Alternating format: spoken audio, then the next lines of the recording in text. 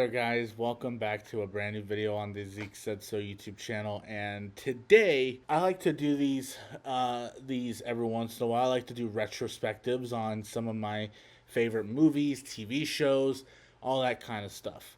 And I want to start doing more of these. I got my Alien franchise combo review, which is coming. That is going to be the next big video that goes up. I'm in the middle of editing it, because by the time I got it into the editing software, it was like an hour and 40-minute video, and I'm trying to cut it down. Not done editing that one quite yet, but I am going to edit it. I'm joined by my good friend Robert, but I'm in the middle of editing that one right now, so it is coming. Just got to finish editing it, and then I'll upload it probably sometime by the end of this weekend. And then I got some other things that I'm in the works on, including a maybe not happening short film that I am currently in the middle of trying to develop, but I shouldn't really be talking about it because I don't want to throw it out there in the universe quite yet. But anyway, I wanted to talk about something very, very special because today I went to the movies tonight. Toy Story, the 30th anniversary screening.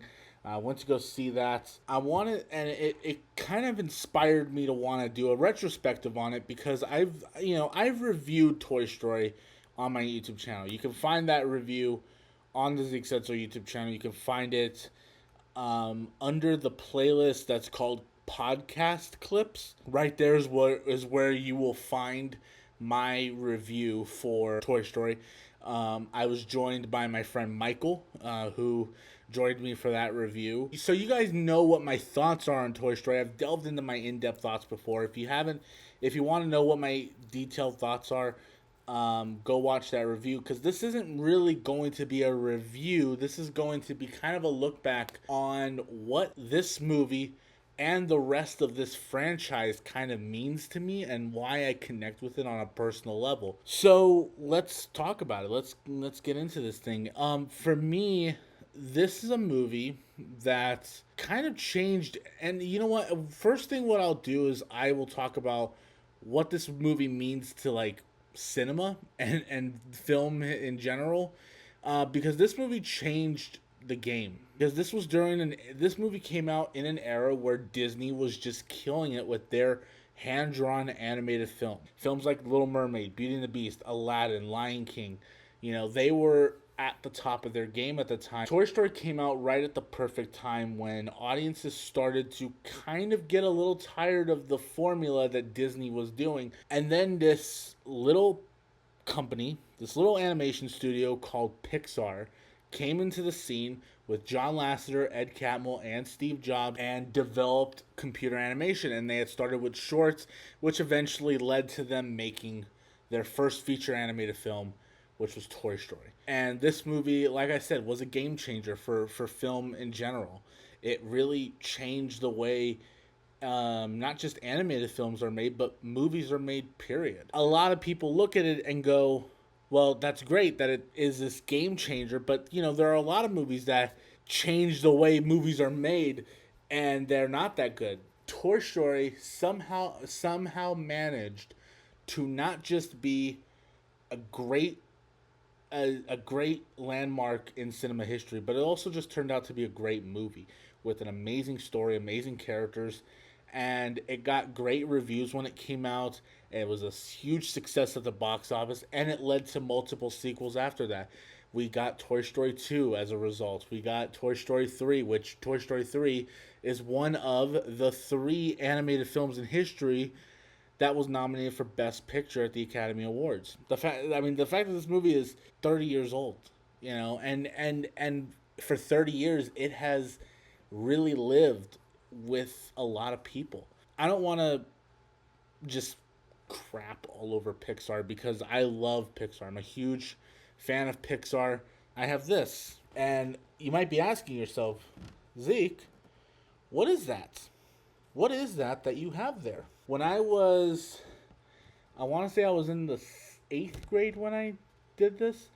When I was in the 8th grade, I wrote a letter to Pixar Animation Studios, and they wrote me back. They wrote a nice little letter. I'm gonna cover up the address there, but they sent me this really nice, gorgeous letter. This dated December 20th, 2013. Because I like you guys so much, I'm gonna read it. I'm gonna read it to you guys, okay?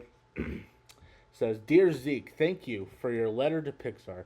We loved hearing all the great things you had to say, and we always appreciate any support and feedback we receive from our fans. As a token of our appreciation, we hope you will enjoy the enclosed autograph photo of our latest animated feature film, Monsters University.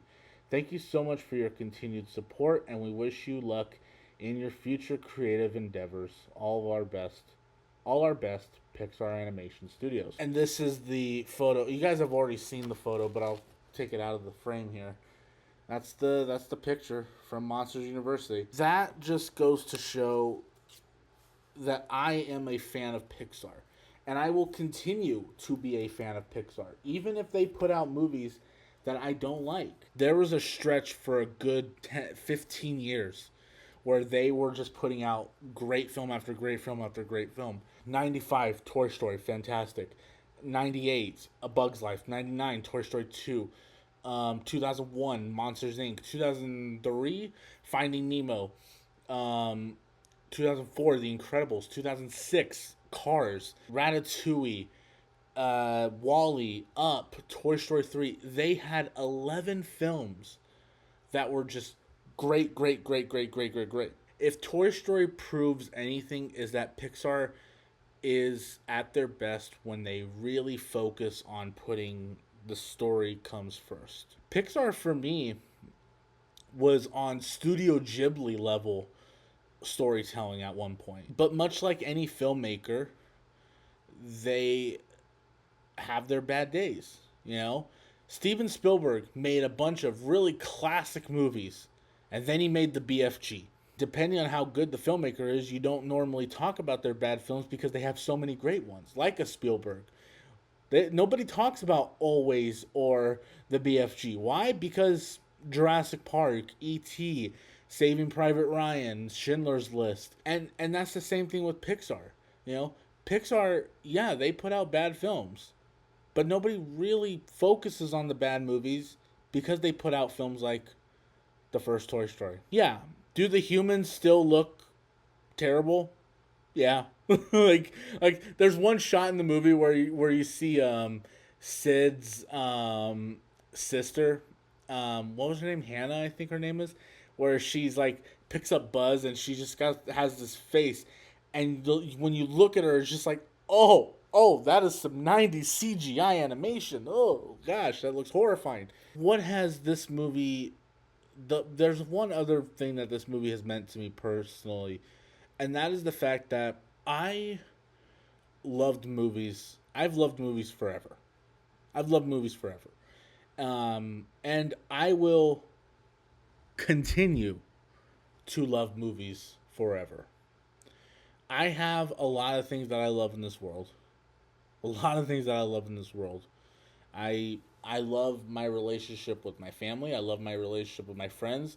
Um, I, without sounding ultra religious, I love God, but I also love movies just as much.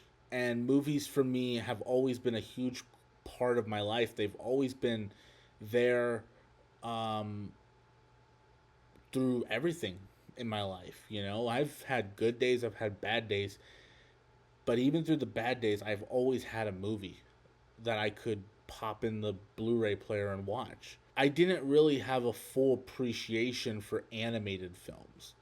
I had a strong appreciation for live action films, but I didn't have a strong appreciation for what goes into making an animated film until I started watching the behind the scenes stuff on the first Toy Story, Toy Story 2, you know, and I started looking at all these and going, wow, I really respect what these animators do. It can be a hard process, especially the fact that to shoot a live action film, depending on what the film is, for instance, um, it will only take you like 60 to 90 days at the most. 60 to 90 days. Again, depending on what the movie is, depending on how big the budget is and what movie you're making, like maybe on a Marvel film, it's longer than 90 days. But like on an indie film, it's I've worked on short films and I've shot over the course of 1 week. Like I've shot over the course of 1 week, 2 weeks, 3 weeks. You know, 3 weeks at the most. I mean, I think my um, I think what to watch. I think the I had to shoot that movie for over the course of 3 weeks total. It took me about 3 weeks to get that movie shot and to make it. Um, but with animation, with animated films, it's about a 4 to 5 year process for animated films, because they have to write the story, then they have to do the storyboards, animation, layout, animation, lighting, effects, designs, and all that kind of stuff. They have to do all that within the fight with a span of 5 years, and that takes a I imagine at least that takes the toll on these people, you know. But I would also say that it's probably a fun process for them, because they get to make these movies that are gonna live with families forever. You know, like if you guys watched my review for Toy Story, and I highly recommend you guys watch that review for Toy Story. But if you guys have seen my review, you guys know that I talk about what went into making the first Toy Story. The fact that Disney came in and they were trying to make the movie so edgy, and by the time they saw the first reel of it, they hated it, because it was like the characters are unlikable. Everyone is so mean. And it's just like it's a terrible movie. Why is this terrible? Why is this unfunny? And it's like, because you're coming in and interfering with their movie that's not their movie anymore. And then they gave the movie back to Pixar, and Pixar reshuffled it, and now it's the iconic film we know today. It's the iconic film about a space ranger and a sheriff who are trying to escape the wrath of a toy torturer known as Sid, you know, and you know, I I love the first Toy Story. I think it's a fantastic film, and it's a movie and a franchise that has very much inspired me to write my own stories. When I was in sixth grade, I came up with my own little cartoon characters because of Toy Story. I I love these movies. And seeing the first one on the big screen, like it was really meant to be seen, was really special for me. It was very, very special. And I here's here's one thing I will say about the first Toy Story.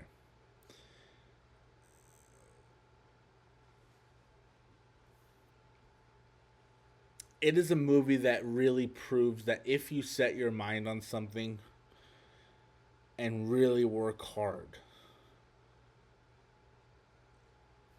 it'll all pay off at the end. You know, creating a computer animated feature film was the dream of John Lasseter for years. You know, now, no, when I say that name, a lot of people go, "Ugh, John Lasseter." Ugh. Yes, yes, I know. John Lasseter did some not so great things. He's not particularly the nicest guy. Is a little bit of a creep. Yes, actually, very much a creep. Not even a little bit. He's a really big creep. But you cannot take away what the man had done for cinema. You know, and all from the ambition of wanting to create the world's first computer animated film. And he spent years trying to do it. You know, he got fired from Disney because he wanted to make this happen, and then finally was able to do it on his own with the help of Steve Jobs, who was had just had success with, you know, his Apple products, with the early development of his Apple products, you know, and of course Steve Jobs would go on to be the you know, genius that he was. But um Toy Story just proves that if you set your mind on something and you really work hard on it, it'll pay off at the end. Because look at where Toy Story is now. Look at where it is now. I mean, tonight I went to see it and the theater was packed. It was a Wednesday night. Like, you would think that nobody would want to go to the movies on a Wednesday night of all days. But when I went into that theater to watch Toy Story, that theater was packed. Mostly from people who are my age or older, or older. There was obviously some other people who were there who are definitely older than I was, but who are older than I am. But there are definitely a lot of people who are my age who were there watching this movie too, you know, and everyone had this big smile. I did too. Like, I'm sitting there watching this movie and I had the biggest smile on my face. I had, like, if you could just, if if I had a camera on me the entire time, you would have just seen this big smile on my face from beginning to end, because I was taken back to the times I spent watching that movie on DVD, watching it on what then would go on to watch it again and again when I first got Disney Plus. And during the pandemic,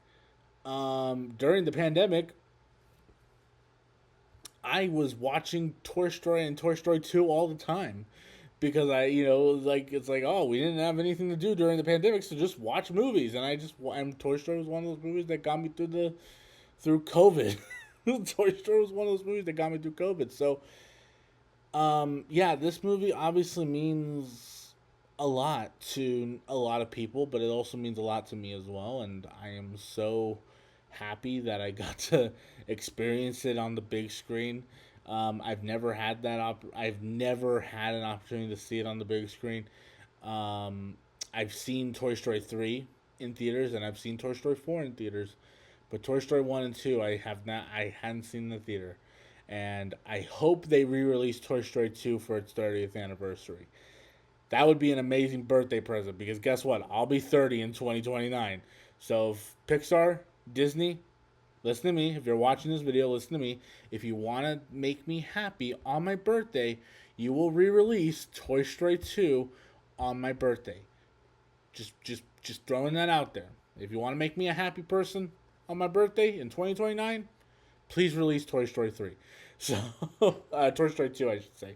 Please release Toy Story 2 for its 30th anniversary. Because I would be a very happy young man if you did that. But that will do it for this retrospective, guys. In the future, I want to do more of these. I would love to talk about movies that mean a lot to me, especially with me wanting to pursue filmmaking goals, with me pursuing with me going to school for film and me making short films. I would love to just talk about movies that make that you know are that mean a lot to me. And look, I'm not gonna pull a Chris Stuckman. Again, I love Chris Stuckman. I love his videos. I'm a huge fan. Can't wait to see Shelby Oaks. But Chris Stuckman did this adjustment where he wanted to just focus on film appreciation. Mainly because part of the reason why how you get gigs is you don't trash studios. You don't trash their movies. I am not going to backtrack on giving you guys bad reviews, but here's the one thing I am not going to do. I am not going to do videos like this for bad movies. I'll do my out of the theater reaction, but that is the one time I will ever mention it. You know, that and my Instagram reviews. But other than that, you're not going to get videos like this for a bad movie. Like, if they made Morbius 2 and it was terrible, you're not going to get a review for Morbius 2 in this style. It's just not going to happen. But that will do it for this video, guys. Thank you so much for watching. If you guys liked the video, please make sure you leave a thumbs up and subscribe. I think I subscribe to the channel because Zeke the Geek said so. And I'll talk to you guys later.